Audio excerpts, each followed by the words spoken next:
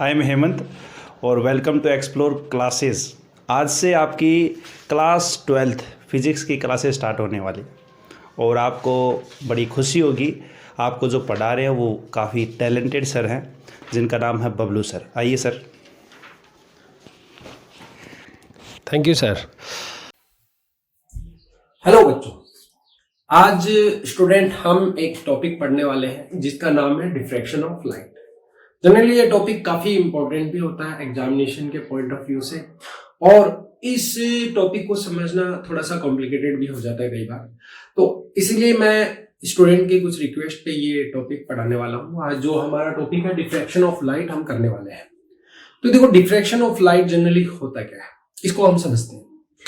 मान लो कि देखो, मुझे पता है कि लाइट की प्रॉपर्टी होती है, लाइट हमेशा एक रेक्टिलिनियर प्रोपगेशन करता है, लाइट हमेशा एक स्ट्रेट पाथ में ट्रेवल करता है। जैसे कि मान लो कि मैंने ये लाइट दिखाई, इस तरीके से लाइट आ रही है और ये लाइट एक स्ट्रेट पाथ में ट्रेवल कर रही है, ठीक है जी। इस तरीके से एक लाइट जो है वो सीधे पाथ में ट्रेवल कर रही है।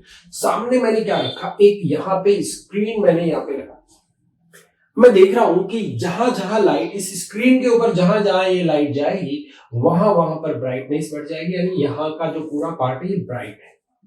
तो कंप्लीटली ये ब्राइट बोल सकते हैं या ब्राइटनेस है कि नहीं, ऐसा हम मान सकते हो, क्योंकि लाइट जो है वो सीधे पाथ में ट्रेवल कर रही है और यहाँ पे स्क्रीन के ऊपर जाएगी तो वहां ब्राइटनेस बन जाएगी। लेकिन अगर हम ऐसा करें कि इसी लाइट के बीच में कहीं हम कोई एक ऐसा ऑब्स्टेकल रख दें, यहाँ पर हम एक ऑब्स्टेकल रख दें, जैसे कि सपोज दैट कि मैंने एक ऑब्स्टेकल ये रख दिया, इस तरीके से मैंने एक ऑब्स्टेकल रख दिया, ये कोई रुकावट इसके बीच में रख दी है ताकि ये लाइट को आगे जाने ना दे। तो मैंने ऐसा कोई ऑब्स्टेकल रख दिया। तो एक्चुअली होता क्या है, जब मैं ऑब्स्टेकल यहाँ पे रखता हूं तो लाइट जो है, आपको पता है कि लाइट को स्ट्रेट पाथ में ट्रेवल करना चाहिए और लाइट जो है ऐसे सीधे पाथ में ट्रेवल कर जाएगी। ऐसा मान सकते हैं कि लाइट जो है वो सीधे पाथ में जानी चाहिए, लेकिन होता क्या है कि ये जहां कहीं मैंने ऑब्स्टेकल रखा है, इस ऑब्स्टेकल से हम ये पता कर सकते हैं कि यहाँ पे लाइट नहीं पहुंची है, यानी ये वो एरिया या फिर ये वो रीजन हो सकता है जहां पे लाइट अभी नहीं पहुंची है। तो ये जो रीजन होता है इसको हम बोलते हैं ज्योमेट्रिकल शैडो रीजन।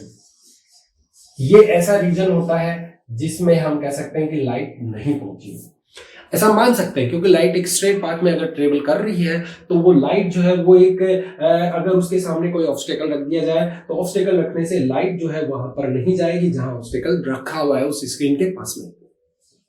होता क्या है कि देखो, रियलिस्टिक सिचुएशन, जो रियलिटी में ऐसा नहीं होता है कि लाइट जो है वो एक स्ट्रेट पाथ में यहाँ ज्योमेट्रिकल शैडो रीजन बन जाए।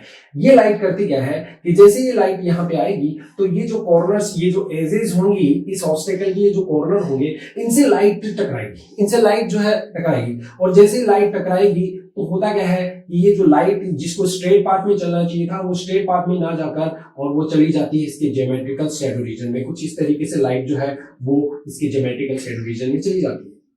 तो मतलब कहने का मतलब है कि यहाँ ये पार्ट जो है, यहाँ से यहाँ तक का पार्ट, इसका मतलब ये इतना सा जो पार्ट है, इतना सा जो पार्ट है, ये दिख रहा है आपको, ये जो पार्ट है, ये यहाँ से ये जो पार्ट दिख रहा है, ये इसका मतलब ये है कि यहाँ पे ब्राइटनेस पहुंच चुकी है। यानी कुल मिला के हम बोल सकते हैं कि यहाँ पे ब्राइटनेस पहुंच चुकी है, ये लाइट जो है बैंड होके यहाँ पे आ गई है, इसका मतलब ये ब्राइटनेस फैला रही है।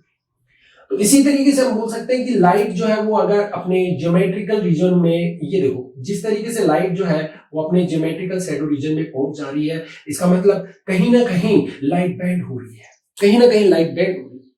और जो यहाँ पे जो कॉन्सेप्ट याद रखने का है, वो दिमाग में रखने का है कि लाइट जो है सीधे जा रही थी, लेकिन यहाँ से टकराने के बाद, इस कॉर्नर से टकराने के बाद लाइट बैंड होगी, और ये लाइट बैंड होकर कहाँ चलेगी, इस ज्योमेट्रिकल शैडो रीजन में चलेगी। तो ये जो लाइट जो है ज्योमेट्रिकल शैडो रीजन में चलेगी, इसी को हम देखने ही रहेंगे। तो ये जो फिनोमिनन होता है, जैसे कि लाइट किसी भी कॉर्नर से टकरा जाए ऑब्स्टेकल के, और उस केस में लाइट जो है उसके ज्योमेट्रिकल शैडो रीजन में एंटर कर जाए, तो ज्योमेट्रिकल शैडो रीजन में एंटर कर जाए तो उस फिनोमिनन को बोलते हैं डिफ्रैक्शन ऑफ लाइट। तो डिफ्रैक्शन ऑफ लाइट को हम अगर देखें तो हम लिख सकते हैं it is the bending of light around the corners of an obstacle, around the corners of an obstacle which is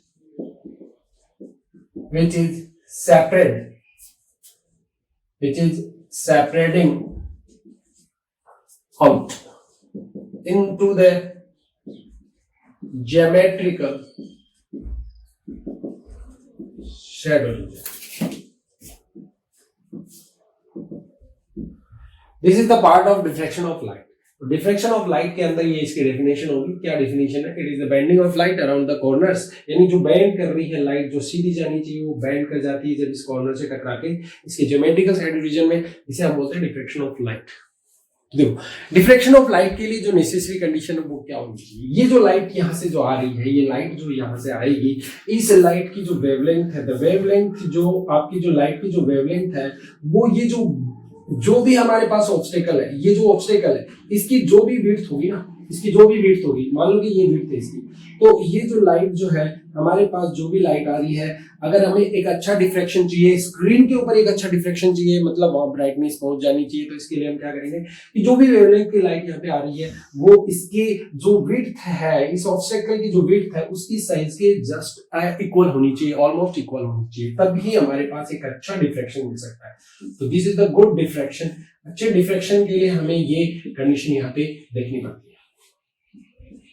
अच्छा, अगर सोचो कि अगर हमारे पास जो ऑब्स्टेकल है उसकी साइज बहुत ज्यादा बड़ी हो जाए, अगर ऑब्स्टेकल की साइज जो है वो वेवलेंथ से बहुत ज्यादा बड़ी हो जाए, तो कहने का मतलब है उस केस में हम कह सकते हैं कि डिफ्रैक्शन जो होगा या नहीं होगा, ये अपने दिमाग में रखना, क्योंकि ये क्वेश्चन आपको मैं दे रहा हूँ, अगर विड्थ ऑफ द साइज जो है वो अगर कंपेरेबल ना हो, उससे ज्यादा हो जाए, तो उस केस में डिफ्रैक्शन होगा या नहीं होगा, ये हम देखेंगे। चलो, नाउ ये है डिफ्रैक्शन। तो डिफ्रैक्शन के अंदर हम इसके पार्ट्स पढ़ना चाहते हैं, हम टाइप्स पढ़ना चाहते हैं। तो देखो, यहाँ पे जो डिफ्रैक्शन के है, जनरली दो टाइप के डिफ्रैक्शन हम यहाँ पे लेने वाले हैं। पहला जो डिफ्रैक्शन है वो हम लेंगे फ्रेस्नेल डिफ्रैक्शन, और दूसरा जो डिफ्रैक्शन है वो हमारे होगा फ्रॉनहोफर डिफ्रैक्शन। तो यहाँ पे दो टाइप के डिफ्रैक्शन हम पढ़ने वाले हैं। सबसे पहले now we are going to discuss about the Fresnel diffraction. क्या होता है? देखो, फ्रेस्नेल साइंटिस्ट का नाम था जिन्होंने अपने, जैसे उन्होंने कुछ डिफ्रैक्शन पैटर्न बनाए स्क्रीन के ऊपर, और उन्हें पता लगाने के लिए उन्होंने अपने नाम से इस डिफ्रैक्शन को बोला। अच्छा, ये जो डिफ्रैक्शन पैटर्न है ये जनरली होता क्या है? देखो, हमें डिफ्रैक्शन के लिए तीन चीजों की जरूरत पड़ती है। हमें एक तो चाहिए कि सोर्स हमारा कहाँ है, ठीक है। दूसरा, हमारी जो ऑब्स्टेकल है, जो हमारे पास जो रुकावट का काम कर रही है, यहाँ पे जो रोकने वाला काम है, वो कहाँ है। और तीसरा, हमारे पास जो स्क्रीन जो हमने लगाई है वो कहाँ है। अगर ये तीनों, सोर्स, ऑब्स्टेकल और स्क्रीन, अगर ये काफी क्लोजर होते हैं, हम बोल सकते हैं कि ये अगर एक दूसरे के बिल्कुल पास पास होते हैं, तो पास पास होने के कारण जो हमारे यहाँ पर डिफ्रैक्शन जो बनेंगे, वो डिफ्रैक्शन कुछ अच्छे दिखाई देंगे हमें, क्योंकि ये बिल्कुल जो है पास पास है। और इसकी वजह से हमें ये पता है कि ऐसे जब हम इस कंडीशन को लेते हैं, सिचुएशन को लेते हैं जहां सोर्स, ऑब्स्टेकल और स्क्रीन बिल्कुल क्लोजर होती हैं, तो ऐसी सिचुएशन में हम बोल सकते हैं कि जो वेव फ्रंट जो हमारे बनेंगे स्क्रीन के ऊपर, जो वेव फ्रंट बनेंगे, वो जनरली या तो ऐसे स्फेरिकल वेव फ्रंट होंगे या फिर वो सिलेंड्रिकल वेव फ्रंट होंगे। तो कैसे वेव फ्रंट बनते हैं? सिलेंड्रिकल या फिर स्फेरिकल वेव फ्रंट बनते हैं। ओके, और एक और बात आती है, इस डिफ्रैक्शन पैटर्न को अगर हमें स्क्रीन के ऊपर देखना है, तो ऐसे डिफ्रैक्शन पैटर्न के लिए जहां सोर्स, ऑब्स्टेकल और स्क्रीन बहुत ही नजदीक होते हैं, उस सिचुएशन में हमें ऐसे डिफ्रैक्शन को पाने के लिए हमें किसी भी लेंस की जरूरत नहीं होती। तो no lens required for diffraction pattern obtained on the screen. Screen के ऊपर जो भी हमारे पास डिफ्रैक्शन के पैटर्न बनेंगे, उसके लिए हमें लेंस की जरूरत नहीं पड़ती। तो ऐसा टाइप का जो डिफ्रैक्शन होता है उसे हम बोलते हैं Fresnel diffraction. Now another part जो है हम करने वाले हैं वो फ्रॉनहोफर डिफ्रैक्शन है। तो फ्रॉनहोफर डिफ्रैक्शन क्या होता है? जस्ट इसका थोड़ा सा अपोजिट डायरेक्शन में अगर सोचें तो हम देखते हैं, यहां से मैं मिटाने वाला हूं ये चीजें। देखो, हम अब सेकंड जो पार्ट पढ़ रहे हैं, वो सेकंड जो टॉपिक है हमारे पास डिफ्रैक्शन के पार्ट में, वो है फ्रॉनहोफर डिफ्रैक्शन। सो फ्रॉनहोफर डिफ्रैक्शन को कैसे देखेंगे? फ्रॉनहोफर डिफ्रैक्शन मतलब ये जो डिफ्रैक्शन है, ये साइंटिस्ट ने के नाम से पढ़ा। इसने क्या किया?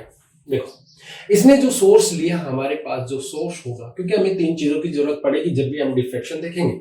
हमें एक तो सोर्स चाहिए, हमें एक चाहिए ऑब्स्टेकल, और हमें चाहिए स्क्रीन। तीन चीजें हमें चाहिए यहाँ पे। तो अगर सोर्स, ऑब्स्टेकल और स्क्रीन अगर एक दूसरे से काफी डिस्टेंस पे होते हैं, ठीक है, प्लेस्ड इनफाइनाइट डिस्टेंस पे ले लेते हैं, और ये फाइनाइट डिस्टेंस पे होता है। तो फाइनाइट इनफाइनाइट अगर डिस्टेंस पे होते हैं ऐसी सिचुएशन में, तो हम कह सकते हैं कि बनने वाले जो वेव फ्रंट होंगे वो फ्रॉनहोफर, सॉरी, बनने वाले जो डिफ्रैक्शन होंगे वो फ्रॉनहोफर डिफ्रैक्शन होंगे, जहां सोर्स और स्क्रीन और ऑब्स्टेकल लार्ज डिस्टेंस पे प्लेस्ड होंगे। दूसरा, इसके अंदर हम देख सकते हैं कि जब कोई भी सोर्स, मान लो कोई सोर्स जो है वो इनफाइनाइट डिस्टेंस पे है, तो उससे बनने वाले जो वेव फ्रंट होते हैं वो जनरली होते हैं plane wave front. Plane wave front हमने चीज बहुत पहले भी डिस्कस कर ली थी कि भी प्लेन वेव फ्रंट कब बनते हैं, जब हमारे पास जो सोर्स है वो अगर काफी डिस्टेंस पे होता है, तो उस केस में बनने वाला वेव फ्रंट, हमारा जो वेव फ्रंट बनेंगे इस वजह से वो हमारे होंगे प्लेन वेव फ्रंट। इन दोनों में जो डिफरेंस है वो मैं साथ के साथ लिखते चल रहा हूं ताकि आप लोगों को इजीली जो है ये चीजें समझ में आ जाए। नाउ, तीसरी बात, जब आपका सोर्स बहुत ही लॉन्ग डिस्टेंस या लार्ज डिस्टेंस पे प्लेस होगा, तो उस केस में हमें डिफ्रैक्शन पैटर्न अगर स्क्रीन पे करने हैं तो उसके लिए हमें क्या करना पड़ेगा कि उसको कन्वर्ज करना पड़ेगा। कन्वर्ज करने के लिए हमें किसी ऐसे लेंस की जरूरत पड़ेगी। तो यहाँ पर जो लेंस हम कह सकते हैं कि ऐसा करने के लिए हमें लेंसेज की जरूरत पड़ती है, और जनरली जो हम लेंस यूज करते हैं डिफ्रैक्शन पैटर्न में वो हम कन्वर्ज लेंस यहाँ पे यूज करेंगे। बाकी आगे का पार्ट आप देख सकते हैं, क्योंकि ये जो चीजें हैं ये हम डिफ्रैक्शन देखेंगे। लेंस जब हम यूज करेंगे तो वो हमारा लिया जाएगा फ्रॉनहोफर डिफ्रैक्शन में। बस दोनों को, तीनों को अगर हम डिफरेंशिएट करें तो इजीली हम इसको डिफरेंशिएट भी कर सकते हैं। फ्रॉनहोफर डिफ्रैक्शन में क्या होता है, सोर्स, स्क्रीन और ऑब्स्टेकल जो है काफी लार्ज डिस्टेंस पे प्लेस्ड होते हैं। नाउ, हमारे पास अब डिफ्रैक्शन को समझने के लिए एक सिंगल स्लिट का एग्जांपल लेना जरूरी है। इससे हम समझेंगे कि किस तरीके से सेंट्रल मैक्सिमा बनेगा, कहां मिनिमा बनेगा और कहां मैक्सिमा की सिचुएशन हम पता कराएंगे। स्क्रीन के ऊपर कैसे कैसे डिफ्रैक्शन पैटर्न हम बना सकते हैं, तो इसके लिए हम जो पढ़ेंगे वो हमारा होगा फ्रॉनहोफर डिफ्रैक्शन। और ये जो फ्रॉनहोफर डिफ्रैक्शन है ये जनरली काफी इंपॉर्टेंट टॉपिक होता है, इसे समझना भी आसान होता है। चलो, तो हम देखते हैं। सबसे पहले हम यहाँ पे फ्रॉनहोफर डिफ्रैक्शन का ये टॉपिक आज हम इतना ही लेंगे। बाकी जो टॉपिक है वो हम कल की क्लास में देखेंगे। इसके बाद जो भी नेक्स्ट क्लास होगी उसमें मैं ये फ्रॉनहोफर डिफ्रैक्शन पढ़ाऊंगा, और उसको बड़े ध्यान से समझना, क्योंकि ये इंपॉर्टेंट काफी है और ये जो चीजें एक बार समझ में आ गई तो फिर कोई दिक्कत नहीं होती।